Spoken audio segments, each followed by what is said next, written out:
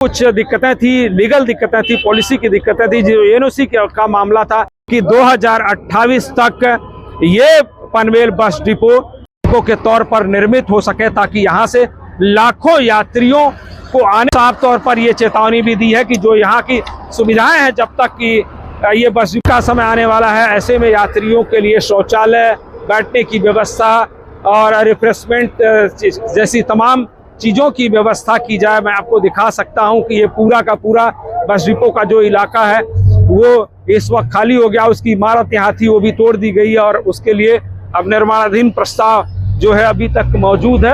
और ये पूरा का पूरा हिस्सा आप देख सकते हैं, ये बस डिपो का है। कोई खास व्यवस्था यहाँ पर नहीं है यात्रियों के लिए, और इसीलिए इस बस डिपो को बनाने की तैयारी जो है पिछले 5-7 वर्षों से चल रही थी।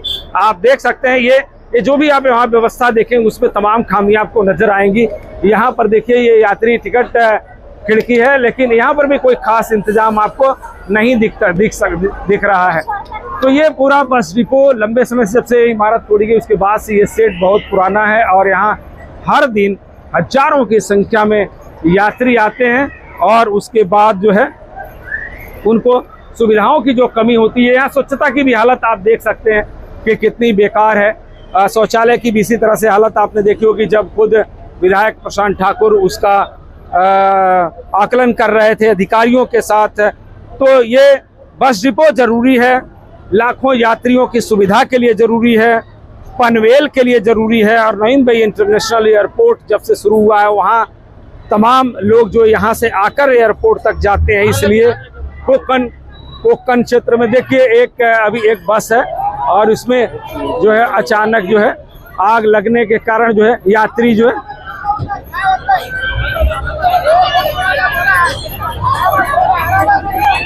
ये देखिए आग लग गई है इस बस में। मुंबई रत्नागिरी की ये बस है, मुंबई से आ रही थी, रत्नागिरी की तरफ जा रही थी, और अचानक हीट की वजह से आग लगी है। यात्रियों को उसमें से इवैक्यूएट किया जा रहा है, निकाला जा रहा है। थोड़ी सी अफरा तफरी हो गई थी, लेकिन हालत सामान्य है, कोई बड़ी बात नहीं, कोई खतरे की बात नहीं है। और इस तरह से अप्रैल मई के दौरान जो है इस तरह की बसों में सामान्य घटनाएं होती हैं, लेकिन गनीमत यह है कि कोई भी इसमें जो है वो कोई नुकसान नहीं हुआ है, और यात्रियों को सुरक्षित तौर पर उतार दिया गया है। तो ये बस थी MS13 CU 7466, ये मुंबई से रत्नागिरी की तरफ बस जा रही थी, और देख सकते हैं अचानक इसमें इसके इंजन या कहीं गियर बॉक्स के पास आग लगी। लेकिन हालांकि एक गनीमत की बात रही कि इसमें फायर एक्सटिंग्विशर पहले से मौजूद था, और ड्राइवर ने उसका सही टाइम पर इस्तेमाल किया, और इससे जो इस दुर्घटना से बचाव हो गया। तो ये मान सकते हैं कि आप इस तरह की चीजें, ये अचानक कोई घटना है जिसको आप सामने देख सकते हैं। तो अब इस पूरे बस डिपो को संवारने के और नए तरीके से पुनर्निर्मित करने की आवश्यकता है।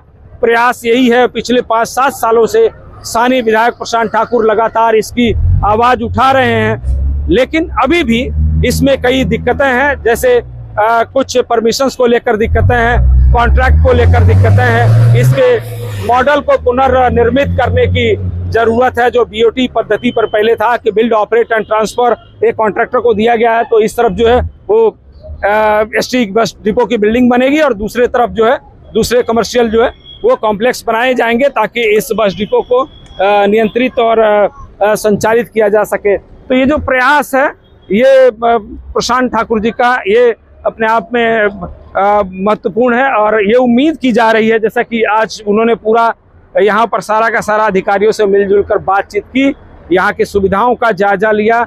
ये पूरा का पूरा परिसर उन्होंने दिखा, वो लेडीज के लिए जो शौचालय था वो बंद था, उसको उन्होंने खुलवाया है, और उसके साथ साथ और दूसरी सुविधाएं भी उन्होंने यहाँ पर उपलब्ध कराने पर जोर दिया है। हम उम्मीद करते हैं कि आने वाले समय में जो उन्होंने डेडलाइन तय की है कि 2026 से लेकर 2028 मई तक पनवेल बस डिपो निर्माण होगा, और इस क्षेत्र के लाखों यात्रियों को एक आधुनिक बस डिपो उपलब्ध होगा, सुविधाओं के साथ उपलब्ध होगा, और उनकी यात्रा जो है वो सरल और आसान होगी।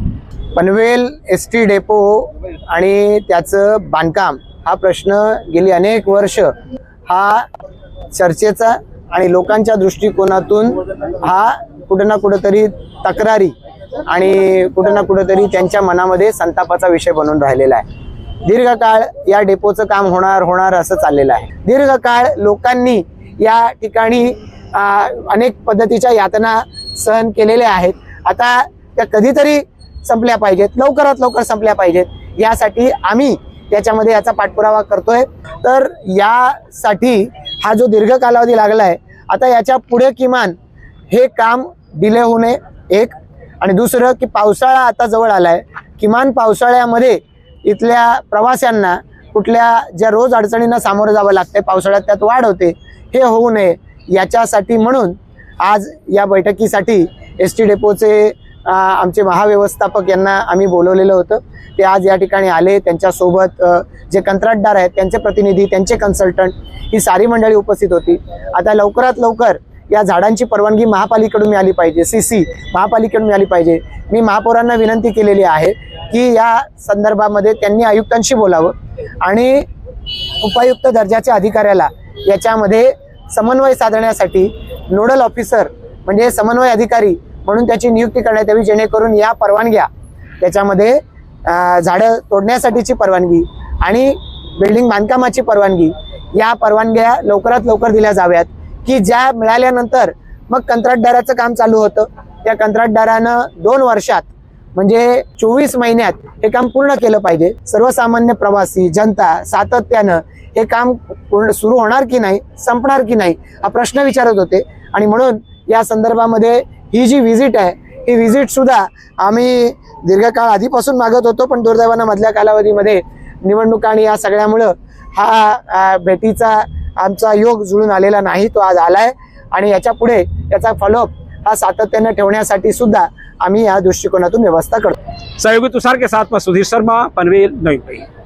लेटेस्ट अपडेट्स और ताजा तरीन खबरों के लिए TV1 इंडिया लाइव को सब्सक्राइब कीजिए और नोटिफिकेशन पाने के लिए बेल आइकॉन को दबाना मत भूलिए।